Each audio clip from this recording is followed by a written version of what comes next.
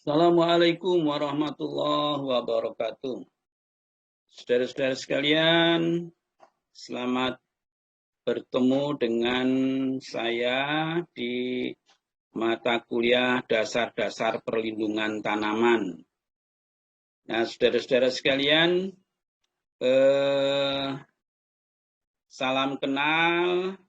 Nama saya cukup singkat. Dan insya Allah kalian nanti insya Allah setiap hari Kamis kita akan berjumpa baik melalui tatap maya maupun secara sinkron maupun asinkron. Nah, saudara sekalian, baik setiap kali perkuliahan ada beberapa hal yang pertama kali perlu kita sepakati bersama yang disebut dengan kontrak kuliah, ya. Nah, ini sekilas tentang saya, ya. Saya bidang ilmunya adalah hama dan penyakit tumbuhan. Lebih spesifik lagi, saya mendalami bidang pengendalian hama dan penyakit tumbuhan dengan manipulasi habitat. Jadi pendekatan pengendalian hama dan penyakit melalui rekayasa lingkungan. Nah, ini ketika sekitar umur tahun 92-93. Nah, ini yang terkini. Nah, baik, saudara sekalian, kita mencoba melakukan kontrak kuliah, di mana kuliah kita dasar perlindungan tanaman itu terdiri dari 3 SKS, yaitu 2 SKS untuk tutorial 2 kali 50 menit per minggu, kemudian 1 SKS praktikum 2 kali 50 menit atau 3 jam ini kalau di dalam kesehariannya untuk melakukan praktikum. Nah, saudara sekalian, kesepakatannya seperti ini. Apabila kehadiran saya itu terlambat 10 menit, ketua kelas mohon kontak. Ya. Ketua kelasnya mohon kontak ke saya, nomor HP-nya ada di grup atau kontak di grup gitu ya. Posisi saya di mana barangkali di perjalanan atau ada tugas yang saya lupa untuk memberitahukan. Nah, kemudian terkait dengan keadaan mahasiswa kalian, nah ini apabila kuliahnya berupa tatap muka, jadi yang dimungkinkan ini nanti kalau COVID-nya sudah mereda, mungkin akan ada kuliah tatap muka, jadi masuk ke kelas gitu ya. Ini di dalam mata kuliah dasar perlindungan tanaman itu pada prinsipnya mahasiswa tidak boleh mengganggu mahasiswa yang lainnya di dalam kelas. Nah, ketika perkuliahan boleh membawa makan minum, tetapi tetap menjaga kebersihan. Nah, kemudian Anda boleh tidak mendengarkan. Jadi masuk kelas tapi kemudian tidur boleh. Nah, tapi asalkan tadi tidak mengganggu temannya.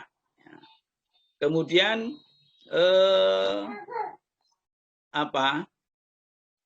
HP supaya di mode silent, ya, dimatikan atau di mode silent.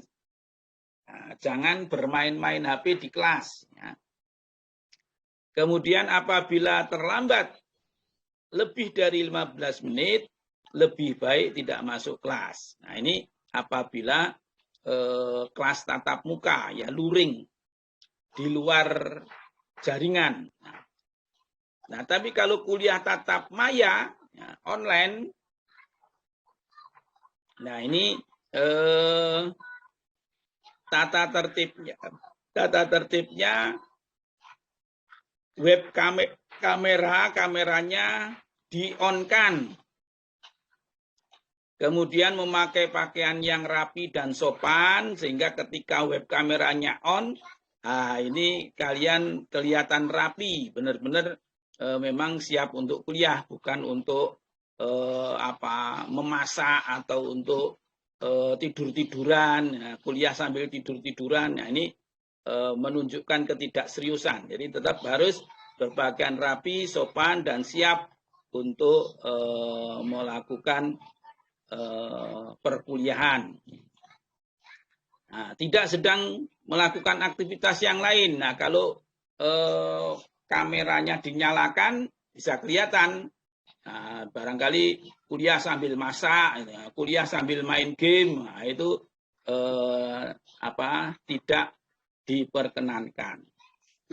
Nah, pada saat perkuliahan mikrofonnya di-unmute, nah, dimatikan. Kecuali ketika tanya jawab diizinkan untuk dibuka. Nah, baik saudara-saudara sekalian, itu kontrak kuliahnya. Bentar.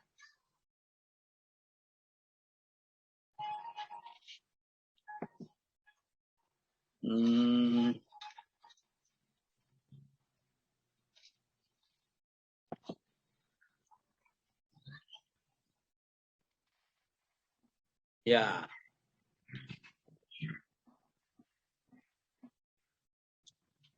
Kemudian bagaimana penilaian di dalam perkuliahan ini?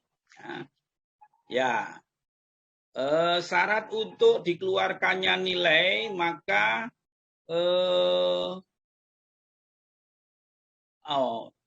syarat untuk bisa mengikuti ujian, ya, baik UTS maupun UAS, maka syaratnya minimal kehadirannya, absennya, ya, presensinya itu 75%.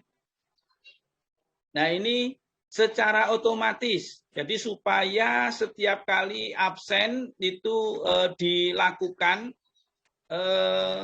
nanti otomatis di Sispo akan menghitung, ya, siapa yang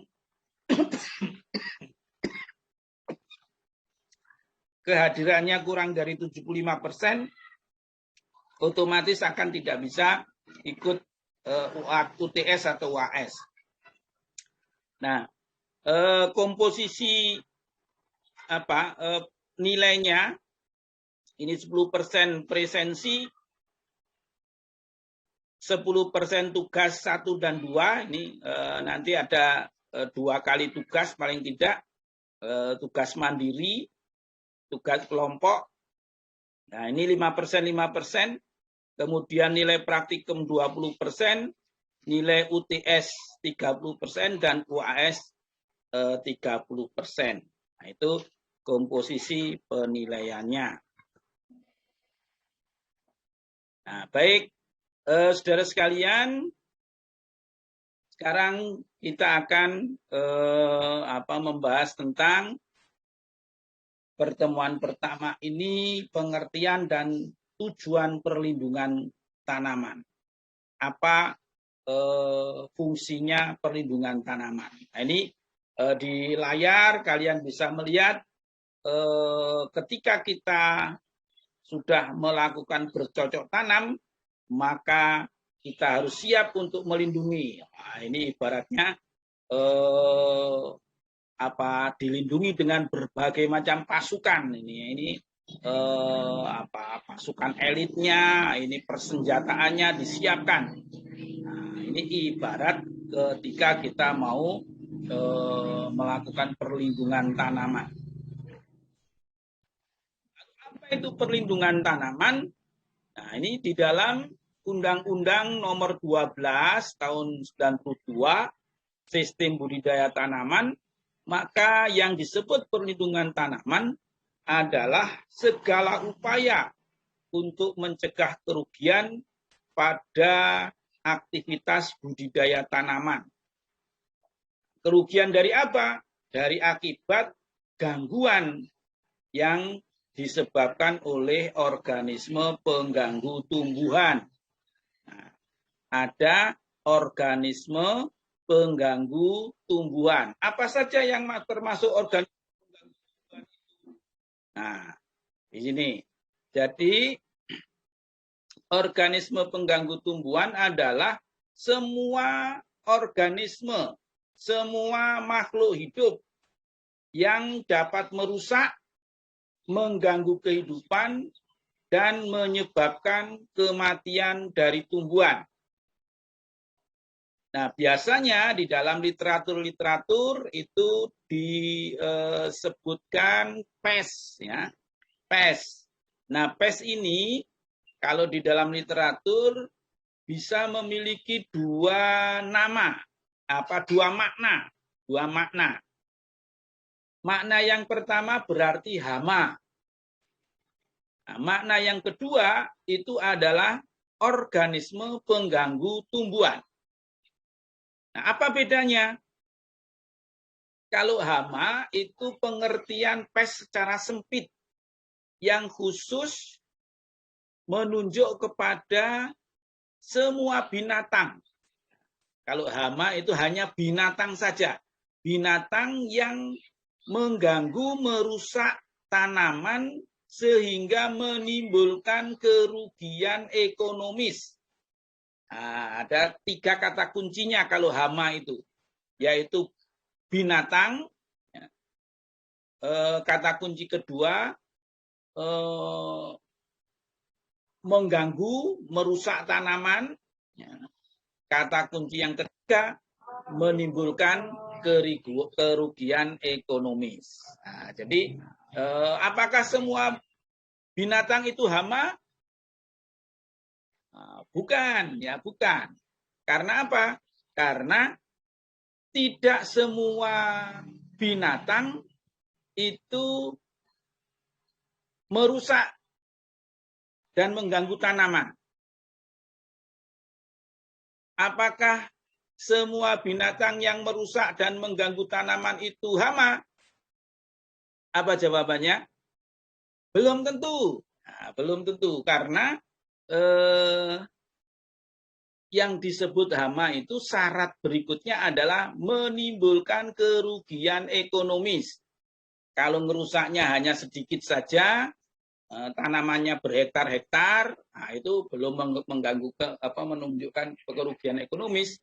Nah, jadi statusnya masih sebatas merusak saja, tapi bukan hama.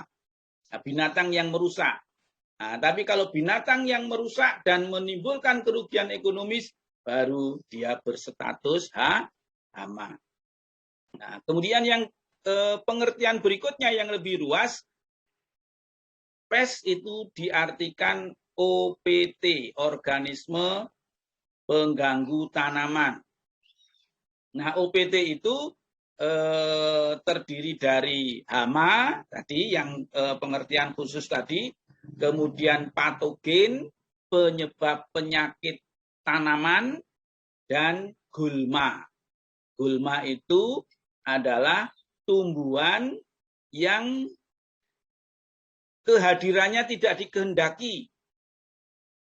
Misalnya nanam jagung, di tengah-tengah tanaman jagung itu tumbuh rumput. Nah, rumputnya ini gulma. Di tengah-tengah tanaman jagung tumbuh tomat, ya tomat, walaupun tomat, tapi kalau tumbuhnya tidak digendaki, liar, ada benih yang terikut di situ tapi terus tumbuh, nah itu walaupun tomat itu bisa menghasilkan, tapi posisinya di situ karena tidak digendaki, maka dia termasuk gulma. Nah, baik, berikutnya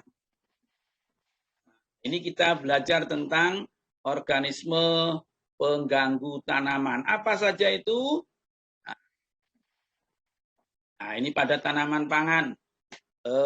Ada hama tikus. Ya. Ini tikus itu binatang mengganggu dan merusak tanaman. Nah, ini padinya terserang hama tikus. Lihat gejala serangannya.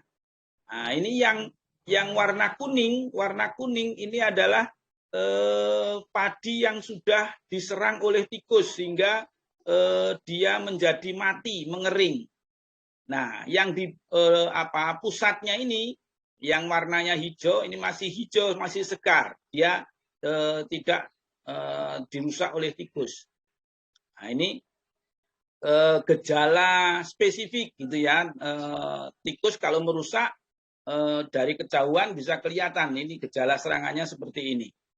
Nah, sedangkan yang sebelahnya ini serangan wereng. Ini kebalikannya. Nah, kalau wereng ini semuanya rusak, nah, semuanya coklat. Ini rusak berat karena serangan hama wereng. Nah, kemudian ini terserang oleh sundep. Ya, tanamannya menjadi kurus. Tanaman padinya menjadi daunnya sempit-sempit. Nah, ini karena terserang oleh sundep. Nah, kemudian yang terserang nematoda, ini cacing kecil, nah, dia akan batangnya menekuk dan bentuknya menjadi seperti tanaman bawang, gitu ya. Kalau padi itu kan ada lebar-lebar begini daunnya, nah ini daunnya menggulung. Daunnya menggulung. Ini kalau terserang nematoda. Nah, ini contoh-contoh OPT yang dari jenis hama. Nah, ini pada tanaman jagung ada hama penggerek batang Helicocerva armigera. Ini penggerek batang, penggerek buah. Ya. Kemudian ada penyakitnya, ini penyakit bule, Peronosklerospora medis. Ya. Ini daunnya menjadi bule, penyakit bule ini dikenalnya oleh petani. Disebabkan oleh jamur Peronospora.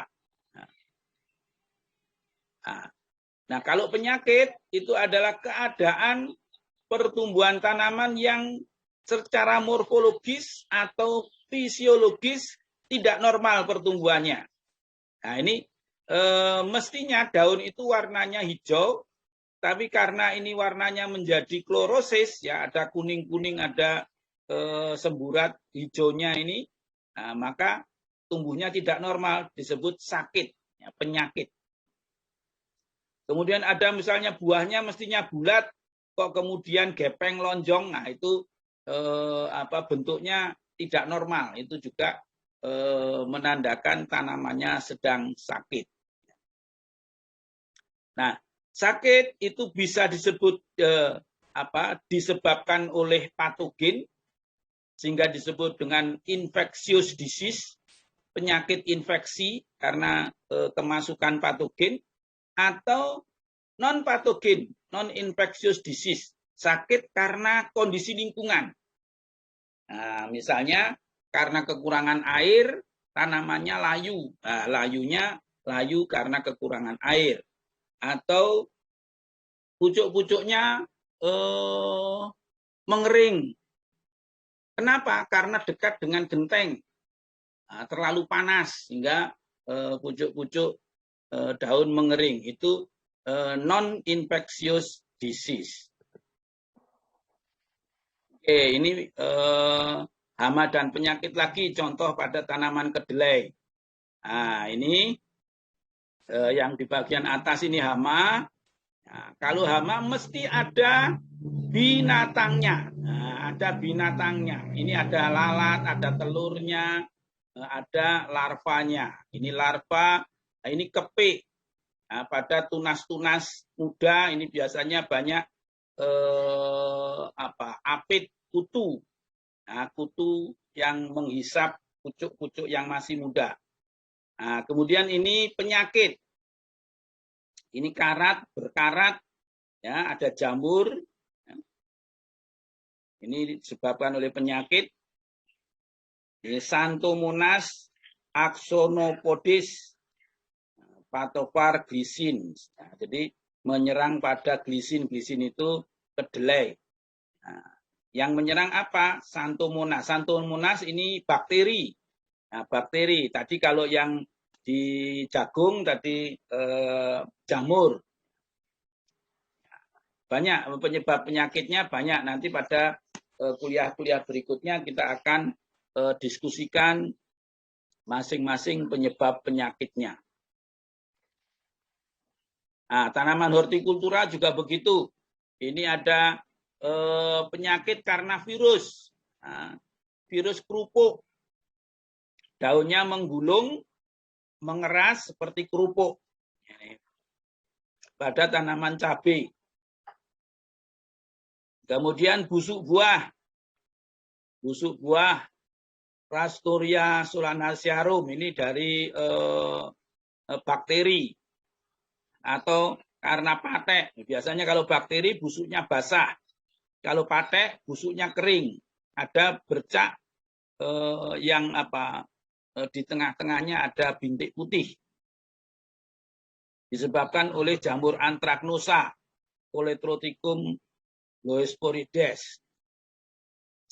Kemudian ini penggerek pada tanaman kentang. Penyakitnya layu bakteri. Ini pada tomat. Layu bakteri ini juga menyebabkan layu bakteri Rasturnia ini, Rasturnia solanacearum, ini layu. Pseudomonas solanacearum, ini nama lainnya dari penyakit layu bakteri.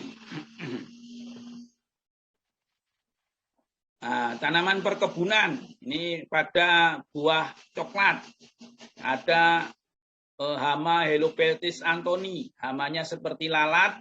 Ya. Ini seperti lalat kecil menghisap buah, terutama buah-buah yang masih muda. Kemudian busuk buah karena Phytophthora palmivora, jamur, ini menyebabkan busuk buah. Nah, kemudian yang paling ganas di tanaman perkebunan itu lalat buah. Nah, lalat buah ini mulai cabai, tomat, buah-buahan yang lain itu kalau sudah terserang oleh lalat buah, buahnya menjadi busuk, kualitasnya menjadi rendah. Kemudian CVPD. Ini penyakit yang disebabkan oleh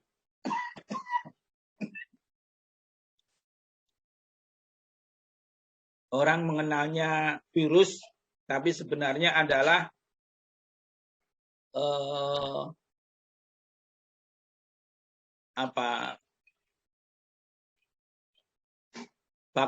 bakteria like virus. Jadi bakteri yang menyerupai virus, gejala-gejalanya. Nah, ini CVPD.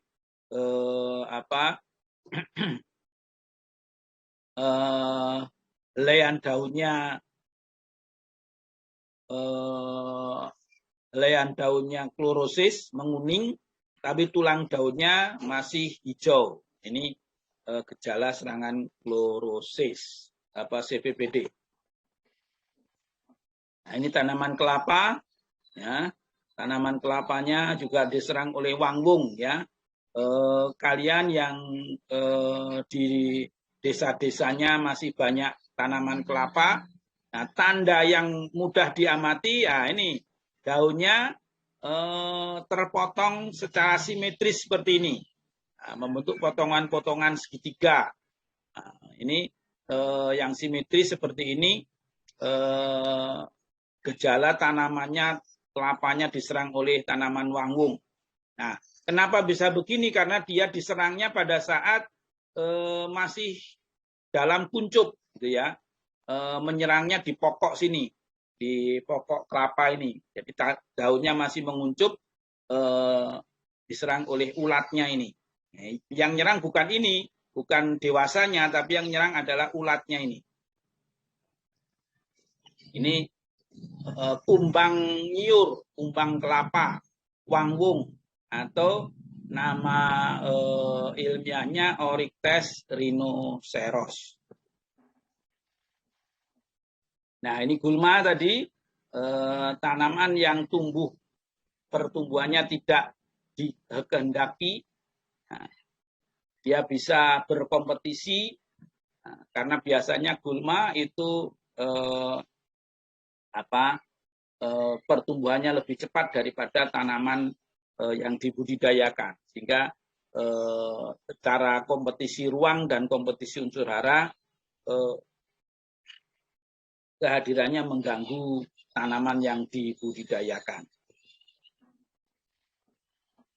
Nah, gangguan yang disebabkan oleh non-OPT, karena kebakaran, karena kekeringan, karena banjir, karena cuaca yang sangat dingin, karena angin topan,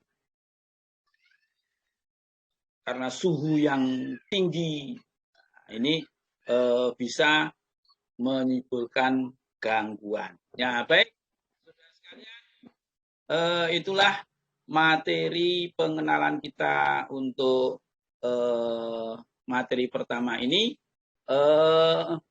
Silahkan kalian pelajari di RPS online, mata kuliah perlindungan tanaman. Semuanya saja yang tersaji di situ silahkan diklik, karena di situ banyak informasi-informasi tentang perlindungan tanaman yang akan memberikan pengayaan bagi materi perlindungan tanaman ini. Terima kasih. Assalamualaikum warahmatullahi wabarakatuh.